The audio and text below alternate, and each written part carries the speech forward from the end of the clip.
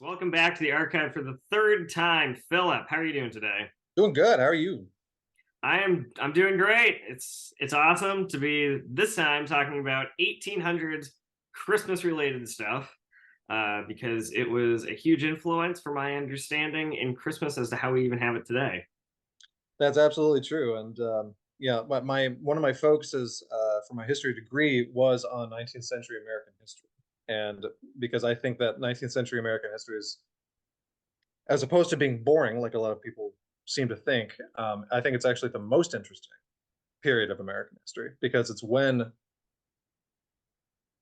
so much of what we consider to be normal took began basically without 19th century American history, like I don't know, the world would be the entire world would be The word okay, so that might be good for another separate interview when we get into different. And we can just talk 2024. about just that. Yeah, Yeah. But let's keep the subject though on we're gonna keep. Christmas. That's right. More, Um, yeah, more so narrow. that is so distinctively associated with Christmas. But you're the historian. Fill me in on it. Like, what has made? The thing you have to know about Christmas is that Christmas didn't always look like it does now, and people didn't even consider it as important as they do now. For the longest time, Christmas was just one of many holidays, and it did not even for for for a couple centuries, the celebration of Christmas didn't even happen necessarily in December. There was no, because Christmas is not in the Bible. There's no description of like what the correct day to celebrate the birth of Jesus, the center of the Christian religion. There's no date. There's no real guide. There's not even any sense that it was like a night that became a holiday. So it's something that early Christians did celebrate, but they didn't necessarily even celebrate it in December. Sometimes they celebrated it as early or as late as summer or even September. But it was sometime it was one of the popes. I'm trying to remember what Pope Julius.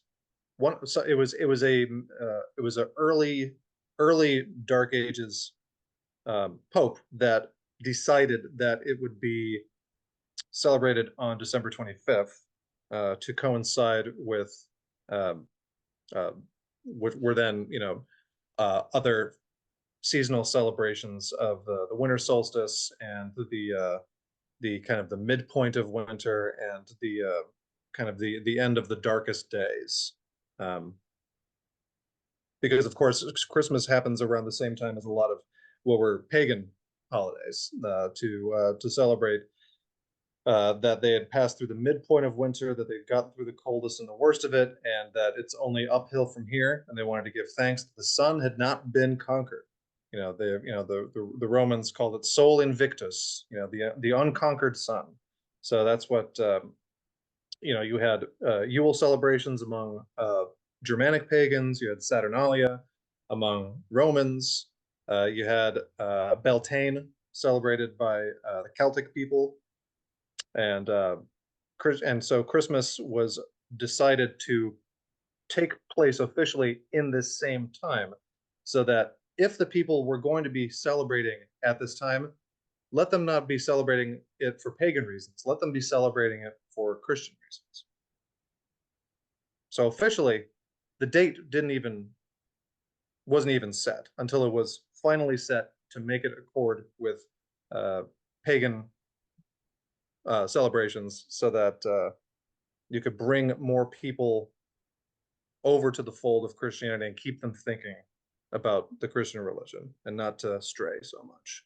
And so it was merely it was because of convenience that it even became celebrated on December 25th of each year. Um, the Even the iconography, uh, the Santa Claus and presents under the tree and the tree itself. None of these things existed in the first millennium. Um, and even throughout most of the Middle Ages and into the early modern period, around the the Renaissance 1500s. Most of what we consider to be Christmas didn't even exist yet.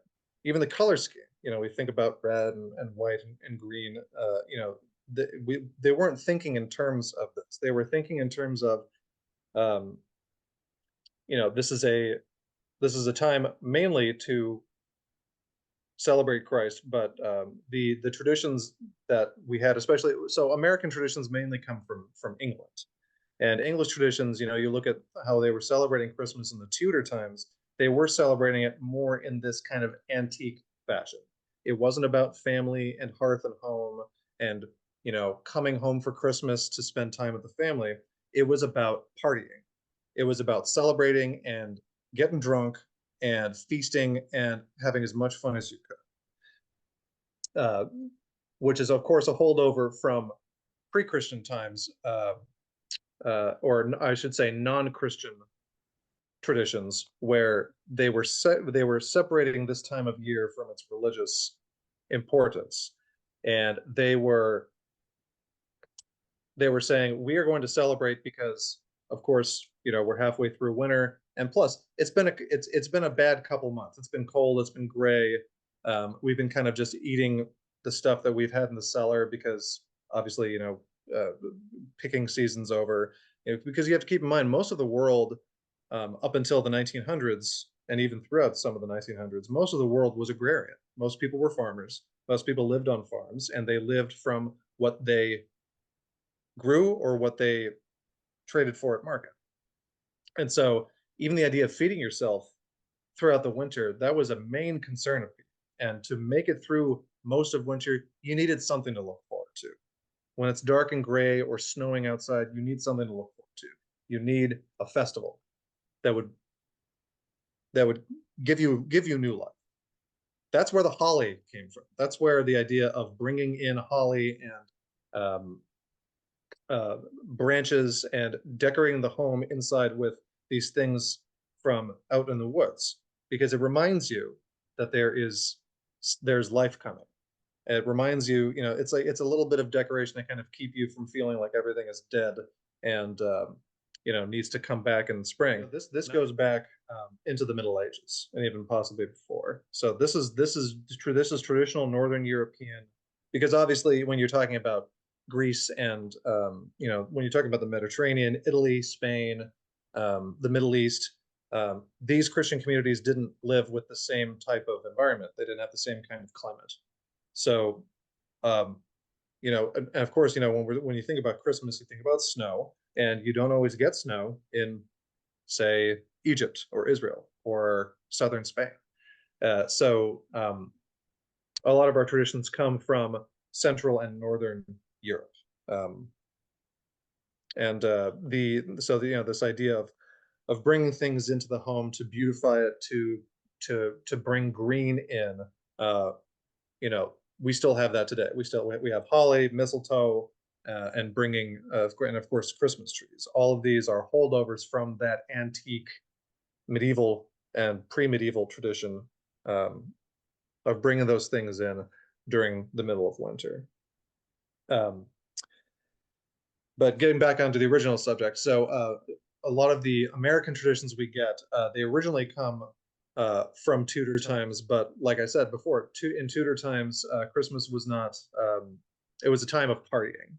One of our conceptions of Santa Claus came from Jacobean times in the 1600s. Ben Jonson wrote a play about Christmas where he has Christmas personified as an older man in robes and a beard, and I think he's wearing holly, a crown of holly on his head, and he is there to promote merriment. He's not there to promote Jesus. He's not there to promote, well, he does sort of, but he's not there explicit. He's not there to preach. He's there to promote merriment. He's there to encourage people to enjoy the spirit of the season, which is revelry to them. And obviously we still look at Christmas as a time to drink with the family and to have fun. It's a time to exchange gifts and to enjoy good food. So in that sense, there is a holdover from those times. But the more solemn nature of Christmas is actually a relatively recent invention. So how does this from this one play, which gives us a Father Winter, Ghost of Christmas Present, Saint Nicholas image as we know of to this day, Santa Claus image we know of to this day. How did that kind of kick it off? How do we go from these pre-non-Christian traditions, and now we're here in the 1900 or not 1900s, 19th century, 1800s, where suddenly Christmas is kicking off and becoming a really big ordeal. How did this whole thing get started? This whole thing got started because of what America was at the time. America was a new country. Obviously, we're leaving out all discussions of Native Americans and their presence in here for thousands of years. This is separate from that. This is it as its own country, as a new country in the Euro-American centric imagination. It was a new country. It was a young country, and it was a country that was characterized by large, diverse populations all moving in, bringing different traditions, different languages, while at the same time there's westward expansion, the Louisiana Purchase, the Mexican-American War, taking us all the way from the original 13 states all the way across to California. By the Industrial Revolution, driving people from farms into cities where they can work in mills. All of these things, and partly enabled too by advances in transportation. You had steam technology, steamships. You had the building of canals. You could move people and things great distances at great speeds compared to just riding on a horse or walking. You also had the trains. You had locomotives, which were also brand new at the time. And again, you could move people and things great distances very quickly. And all of this totally changed everything for all of society in America. And the accepted understanding is that this prompted a lot of backlash, a lot of people going, wait, things are changing too fast. And there is too much there's too much changing. We want something to ground us. We should have something that, instead of pushing us away to the far frontier or taking us away from the farm to the city, instead we need something that can bring us all back together, that can join us regardless of our national background. Because you have Irish, you have Germans, you have people from Central and Eastern Europe, Southern Europe, you've got people from the Latin-speaking world, all of these people moving into America, bringing totally different traditions, different languages, and this increased awareness of differences prompted a lot of people to go, yes, but there should be something that joins us all together. And obviously you had patriotic things, the flag, and there was a lot of what we understand to be a lot of American patriotism and patriotic kind of imagery and songs and traditions started in the early 1800s as well. This These was things also, yes, this was also something that was a active effort to get us all to say, hey, forget about any tensions or problems that could have existed coming here. We're all Americans at the end of the day. To give people all some, because you had the 4th of July, obviously, but having a big fun holiday could really do a lot to make you feel like you have more in common with your neighbors, and to make you, maybe for a certain kind of person, make you feel better about being surrounded by a bunch of people who are different from you. And, because at least you have some similar tradition. So gradually this idea of Christmas being a distinctly, in the way that we celebrate it now, being an American thing, being an American holiday that anybody could celebrate, came about. One thing that I first became aware of this whole situation when I realized that all of our Christmas carols, which I always assumed were really, really old, are actually pretty new. Most of them were written within 150 years ago. Like Carol of the Bells and Holy Night and Good King Wenceslas. I think that's where it started because Good King Wenceslas looked out on the feast of Stephen. It sounds very antique. It's talking about saints, which in the English speaking world, it's not it. Uh, Everything's Catholicism. about saints in the English. It's not saints are not big in England, because of the Protestant tradition. One would think that it's very, very old and goes back to medieval times.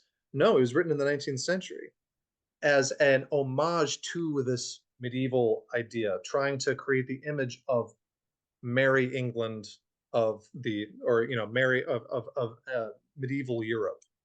And I realized, like, why are none of these hymns or these Christmas carols that old? It's because they didn't really celebrate Christmas like that back then. The reason why you get them all from the 19th century is because that is where people started looking at Christmas as, we can turn this into something. This can be a bigger holiday. This can be a more fun. You had all these disparate influences. You had the Father Christmas encouraging merriment tradition from Tudor England.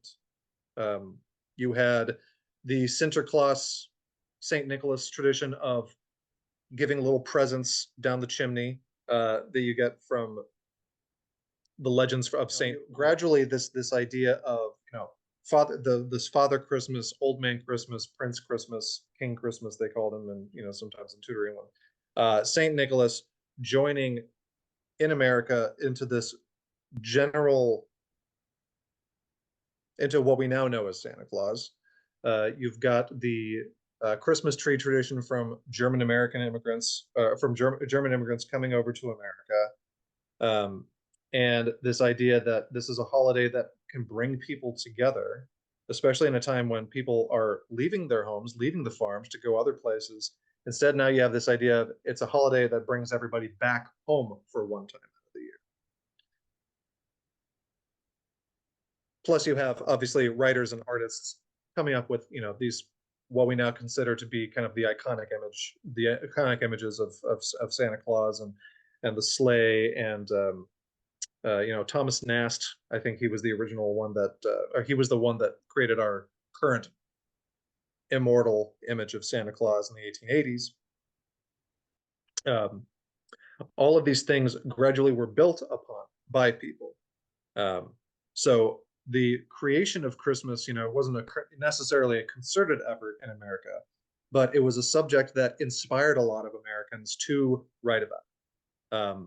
The night before Christmas, or a visit from Saint Nicholas, that was written in the 1820s.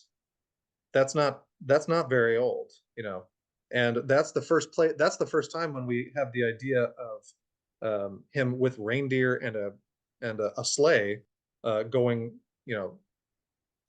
from house to house.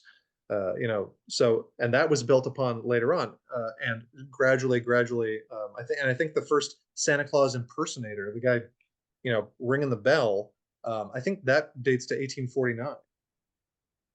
So all of these traditions we see, they only really begin in the early to mid 1800s, and they are polished up and added to towards the end of the 1800s, reinforced. I think one of the main sources of reinforcement is commercialism, because this was also the time of the Industrial Revolution. It was a time of mass printing, mass creation of things, mass circulation of items. People could buy things out of magazines. You could circulate an idea, an image, very, very widely for much less money than you could before. And I think that ultimately had a large effect on the American imagination when it came to Christmas, because you don't see anything remotely like what we consider to be a modern Christmas until you look at the way that Americans started celebrating it in the 19th century. Okay, so we're seeing the very first, this is kind of like the real beginning of mass commercialization.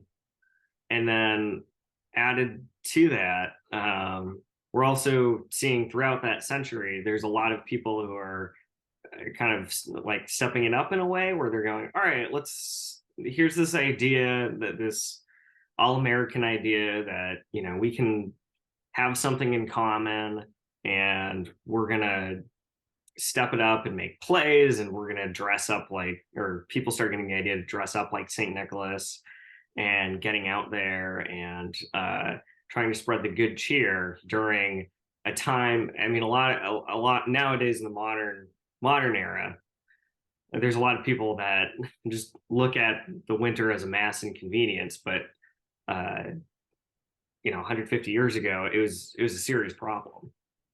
It could be life or death. It's this very difficult time period that you're going to be going through, that basically you're spending a chunk of the year preparing for. Absolutely. And in some ways, you might say that you spend all year preparing for it, because you got to make sure that by the end of growing season, when the first frost comes and you can't grow anything, you got to make sure you have enough in the larder. You got to make sure you have enough in the storehouse to feed your animals, feed yourselves, keep everybody alive through the winter, so that by the time by the time spring comes and you've been basically eating potatoes and you're malnourished from months of not really eating much, you can kind of open the door and step out into the world and you're still alive.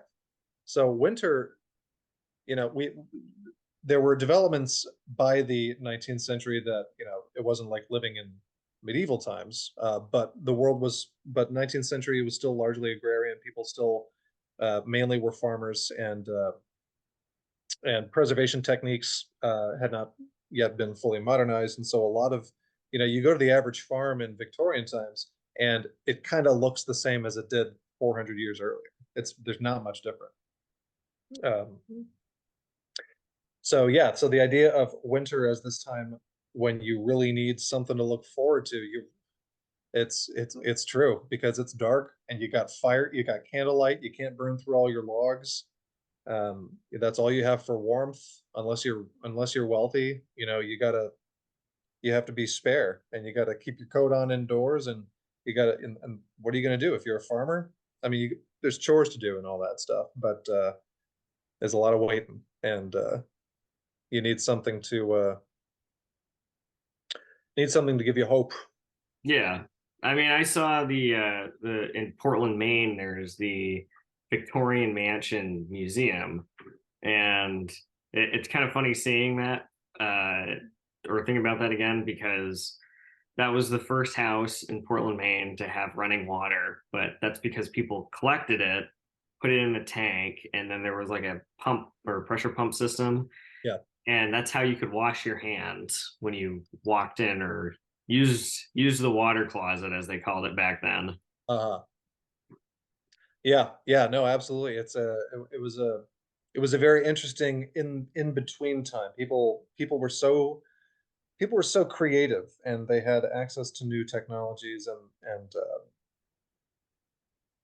but it was still very primitive by today's standards, of course. Yeah, very interesting. All right, is there anything else we didn't cover about this about Christmas time in 1800s? I mean, we covered the main stuff. I think you look when you look at traditions back then, you look at it as or when you look at the beginning of these traditions back then, I think it's very hopeful, this idea that it's a unifying thing rather than a divisive thing. Because nowadays, there's rhetoric in some media where they talk about, there's a war on Christmas, or Christmas is like a sacrosanct thing that is exclusively about religion. Um, Obviously, there are hundreds of millions of people who practice, who observe it largely as a religious holiday. But I think we need to keep in mind that it wasn't always very religious. In fact, in most cases, it wasn't terribly religious. And I think Christmas has value for everybody, regardless of their religion. all the Christmas movies, they're always about that same this same subject. Yeah. The meaning of Christmas is family, the meaning of Christmas is love, and all of that is absolutely true. One anecdote I'd like to leave with is that when the history of the Christmas tree, when Christmas trees were observed being used by German American immigrants, um, Americans saw, they either heard about them or they knew Germans, and they liked this idea. They liked the idea of having a tree in your house and decorating it and keeping it in your house. And I remember reading that even among Jewish Americans, it was very, very popular to have a Christmas tree and to observe and to celebrate the Christmas holiday um, themselves. And I think that's very encouraging.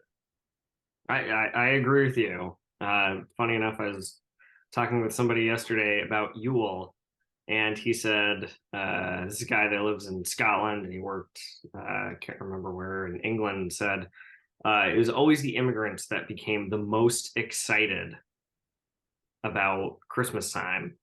Ah, It was always people of non-English or non-European, even non-European. He said non-European. He said it would be there were these Chinese ladies that worked, or Indonesian ladies that worked in the office with him, and they were the ones that were the most enthusiastic about decorating the office for Christmas time. They were so ecstatic.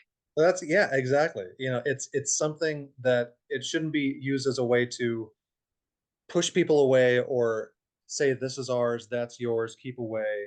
It should be something that is for everybody, regardless of their religion, regardless of their nationality, regardless of their culture, because that to me is the good thing. That to me is the lovely thing about cultures, is that they have things that anybody can enjoy, can reproduce, can celebrate, and yeah, it should be looked at as a way to not divide and separate us, but to unite us. Yeah. Quickly, because Charles Dickens comes to mind. Speaking of families, is was this also like a big shift or more active effort focusing on children and families than there had been before in history, or at least in American history? Do you mean the specifically for Christmas or in general? Or like did Christmas kind of open sort of Pandora's box to make their more family friendly things, or to be focusing more on children?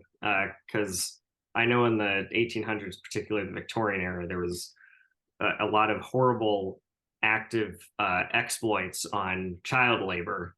Right. Yeah. Yeah. In the 19th century, you start to see a shift in the attitude towards children and the poor. Um, the idea of schoolhouses, the idea of every child getting an education was not taken for granted for virtually all of human history.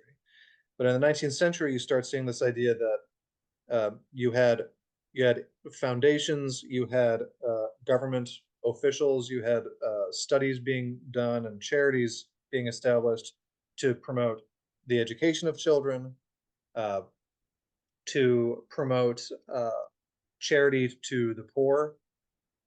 And I think that this was all part of this. This all built together at the same time. It was all mounting.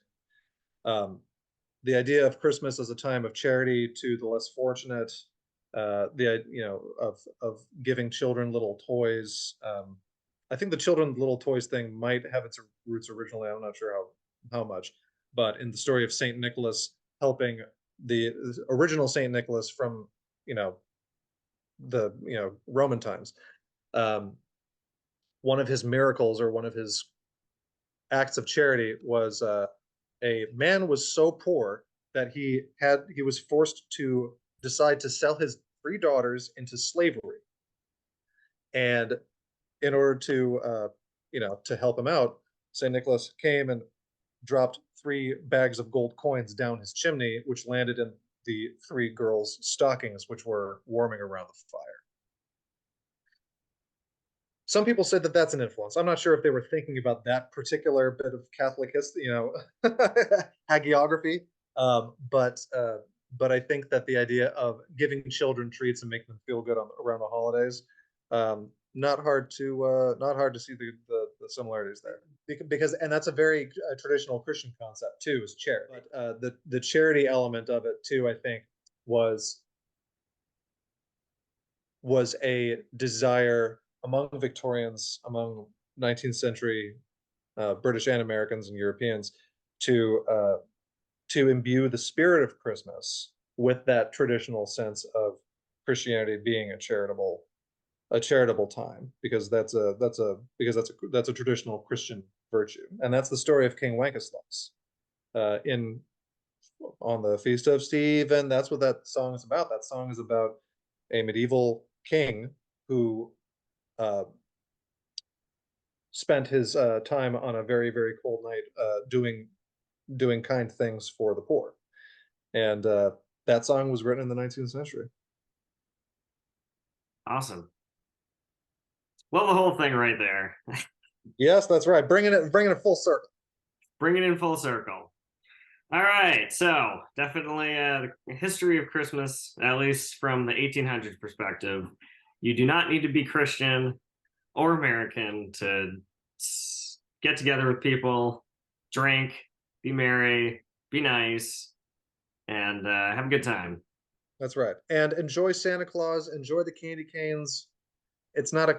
It doesn't belong to anyone or anything. Enjoy the trees. Enjoy the manger and the nativity. Just whatever. Just enjoy it. It's all there to enjoy.